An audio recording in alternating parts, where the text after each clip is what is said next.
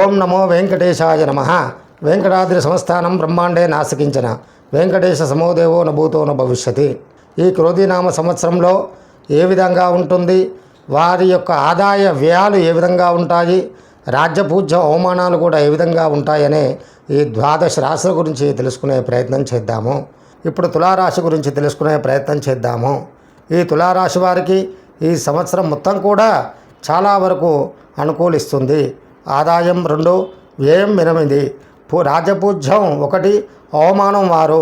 ఆదాయం తక్కువగా ఉన్నప్పటికీ కూడా ఈ రాశి వారికి గ్రహాల యొక్క స్థితిగతులు అనుకూలంగా ఉండడం వలన ఈ సంవత్సరం మొత్తం కూడా వీరికి చక్కగా యోగించే అవకాశం పుష్కలంగా ఉపడుచున్నది.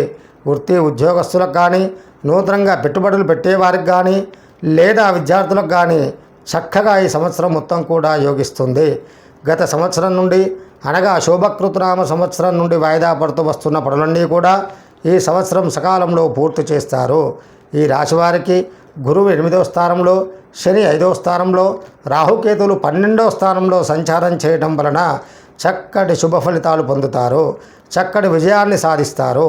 ముఖ్యంగా విద్యార్థులు వారి యొక్క పరీక్షల్లో మంచి ఉత్తీర్ణత సాధించి పెద్దల యొక్క మెప్పు పొందే అవకాశం ఎక్కువగా ఉపడుచున్నది. విదేశాలకు వెళ్ళేవారికి కానీ ఈ సంవత్సరం చాలా చక్కగా యోగిస్తుంది. గత శోభకృతనామ సంవత్సరం నుండి అంటే గత సంవత్సరం నుండి వాయిదా పడుతూ వస్తున్న పనులన్నీ కూడా ఈ సంవత్సరం సకాలంలో పూర్తి చేస్తారు.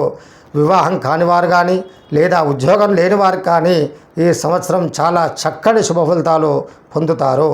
ముఖ్యంగా విదేశాలకు వెళ్ళే వారికి చాలా సువర్ణమైనటువంటి అవకాశం ఇది.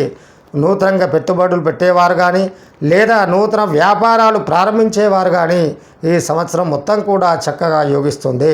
ద్వితీయార్థంలోగా అక్టోబర్, నవంబర్ తర్వాత ఏదైనా చిన్న చిన్న పొరపాటు కానీ, చిన్న చిన్న ఇబ్బందులు కానీ, చిన్న చిన్న ఆటంకాలు కానీ కలిగినట్లయితే మీరు ఆ దైవనామ స్మరణ చేసుకోవడం వలన చాలా చక్కటి శుభ ఫలితాలు పొందుతారు.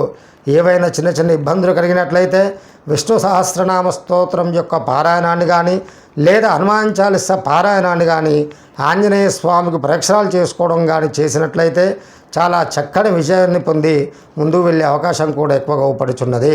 శుభం భూయాత్, శుభమస్సు నిత్యం, సర్వే జనా సుఖినో భవంతు.